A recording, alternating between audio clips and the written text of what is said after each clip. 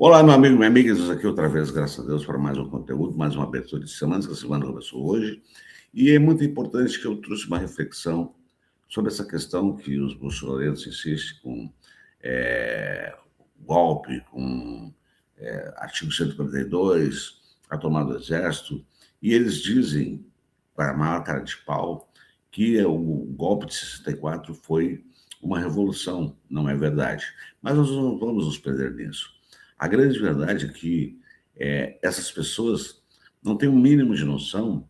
Eu peguei uma parte do período da ditadura, da minha adolescência para a juventude. Eu sei muito bem o que é. Nós tínhamos que cuidar do que falávamos, com quem falávamos, como falávamos, porque poderia ser simplesmente mal interpretado ter alguém que não gostasse da gente quando visse o DOPS estava batendo na porta de casa, levantando o neguinho, o branquinho, o amarelinho e levando na cara dura sem nenhuma explicação, como você muito bem sabe.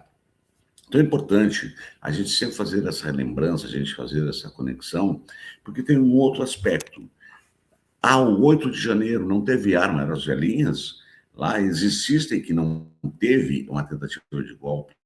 Estavam passeando, mas resolveram, em todo caso, vamos quebrar tudo, vamos quebrar, vamos destruir com tudo e vamos dizer que nós tomamos o poder do povo. As imagens foram claras, tudo foram claras. Foi um julgamento extremamente em cima de critérios técnicos, jurídicos, com toda a presunção de inocência, o contraditório, tudo foi observado no julgamento dos réus e condenados do 8 de janeiro, que agora eles inventaram a dosimetria, que foi para o Senado derrubou o veto por conta dos quereres do Alcolumbre, mas deverá ser derrubado no STF, assim espere em nome de Jesus. Amém.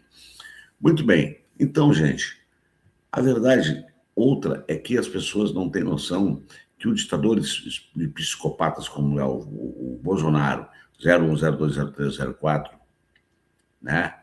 Eles são totalmente doentes mentais.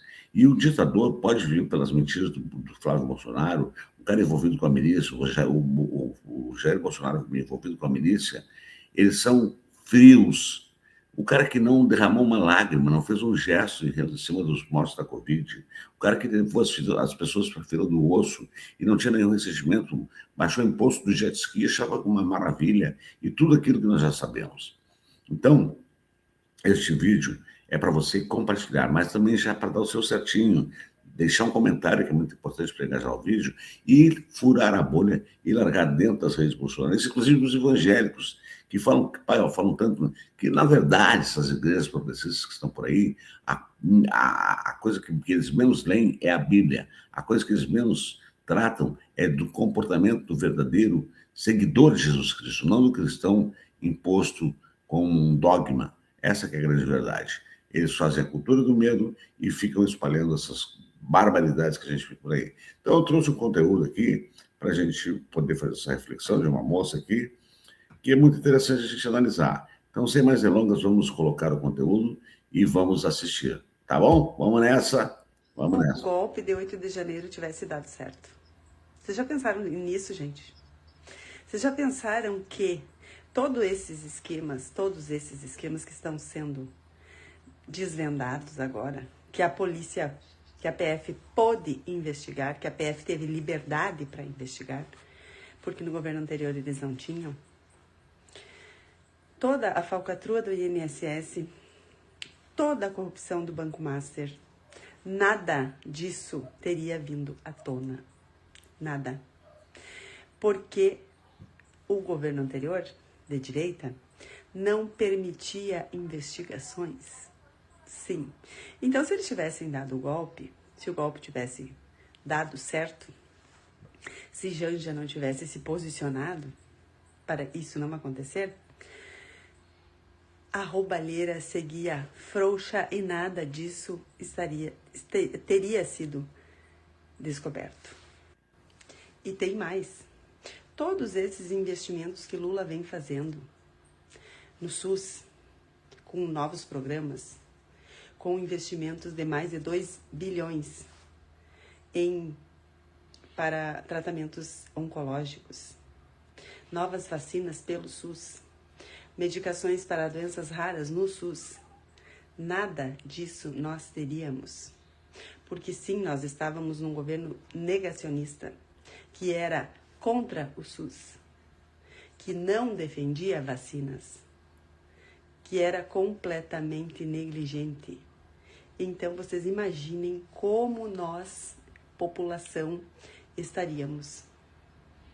Porque Lula pensa na pobreza, Lula defende o pobre, Lula quer o pobre na universidade. E aquele governo anterior não defendia nada disso. Defendia o mega empresário, o super rico. Não queria e nem quer ver pobre na universidade. Pobre, para ele, tem que trabalhar na escala 6x1. É isso. Então, gente, parem para pensar a tragédia que seria se nós não tivéssemos Alexandre de Moraes, se Janja não tivesse se posicionado e se o golpe tivesse se consolidado. Nós estaríamos ferrados. Mas nós temos Alexandre de Moraes, nós temos Janja, nós temos Lula e o país segue soberano e segue defendendo o SUS, segue colocando recursos para as universidades, defendendo tudo aquilo que facilita a vida daqueles que mais precisam, porque é sobre essa ótica que Lula trabalha. E por isso ele será tetra. Aí está, a imagem ficou um pouco distorcida, gente, peço desculpas. Eu vou ver se eu trago a imagem aqui do conteúdo aqui, para nós analisarmos de novo. E se o golpe tivesse dado certo?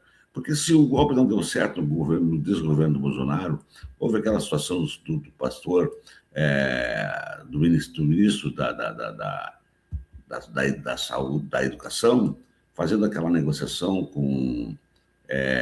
deixa eu colocar aqui essa imagem aqui, fazendo aquela negociação, cadê? Não entrou aqui, era para entrar, mas tudo bem, vamos ver, vamos adicionar o palco, vamos adicionar aqui para nós ver essa imagem aqui de novo. Seria isso aqui. Se sem o golpe, eles estavam fazendo o que eles estavam fazendo, roubando, queriam uma Covaxin para $1 a dose, todo o desvio que houve, toda a sacanagem que houve. Hoje nós temos um governo, um executivo engessado por conta das emendas secretas, porque aquele retardado entregou o Brasil nas mãos do Central para ser governado, porque ele não queria governar. Então, a verdade é essa. A roubalheira seria implacável e ninguém teria direito de nada. Você acha que eu estaria aqui fazendo conteúdo, compartilhando com você aquilo que eu penso? Você acha que você estaria aí com seus pensamentos progressistas, democráticos? Então, essa é a reflexão que tem que ficar. Nós não podemos esquecer nunca do 8 de janeiro. Nós não podemos esquecer nunca de 1964 e dos outros golpes anteriores que houveram no Brasil. E nós temos que barrar essa extrema-direita, nós temos que barrar que esse rachadinho, esse canalha sem vergonha, ladrão, despudorado, que agora está aí mentindo a torta e a direito, tentando se safar daquilo que ele claramente fez, chegará ao poder. Com a graça de Deus, não haverá de acontecer, mas também não vai acontecer com a graça de Deus, mas com o empenho e envolvimento de cada um de nós. Então, Então é importante que você dê o seu certinho, é importante que você comente, é importante que você compartilhe, porque a luta continua e nós não estamos livres do golpe. Porque, além disso, tem uma elite sórdida, nojenta, um mercado financeiro sólido, nojento, que eles querem privilégios só para eles. Então, até interessa, daqui a pouco, é uma rachadinha, interessa pegar qualquer um que possa ser marionete deles e eles mandar do jeito que bem entende. Então, o recado claro é esse. Um ditador, ele tem medo da própria sombra. Um ditador, até um aliado, se ele desconfiar que pode estar traindo-o, ele vai mandar matar. Esta que é a grande verdade, indiscutivelmente. E é o que nós teríamos no país. Felizmente, o golpe não aconteceu, graças ao Alexandre de Moraes, a maioria do STF, a Janja que impediu a implantação da GLO foi sim, isso foi revelado numa entrevista por um dos ministros, que foi a Janja que teve essa grande ideia de não permitir, por isso foi feito só em Brasília, porque era tudo que eles queriam. A implantação da GLO, então, entraria o Exército e tomaria conta do país, tirando o governo e colocando o Bolsonaro no poder, se eles achassem interessante, não, e também tirassem o Bolsonaro e eles voltassem a governar de forma arbitrária o nosso país. Essa que é a grande verdade. Queridos, Eu vou ficando por aqui. Eu espero que você tenha gostado desse conteúdo. Eu espero que você, de novo, dê o seu certinho, comente, compartilhe. E aqui é a voz libertadora, a verdade doa em quem doer. E como eu sempre digo ao final de cada conteúdo, com a graça de Deus, até o nosso próximo encontro, dando um beijo no seu coração, dando meu tchauzinho para você, deixando a nossa logo maravilhosa, que é Rebentando Correntes, Libertando Vozes e trazendo para o nosso campo. Fique com Deus e com a graça dele. Até amanhã, se ele permitir. E eu acho que ele vai nos permitir estar junto. Mais uma vez, um beijo no teu coração e o meu tchau. Fui.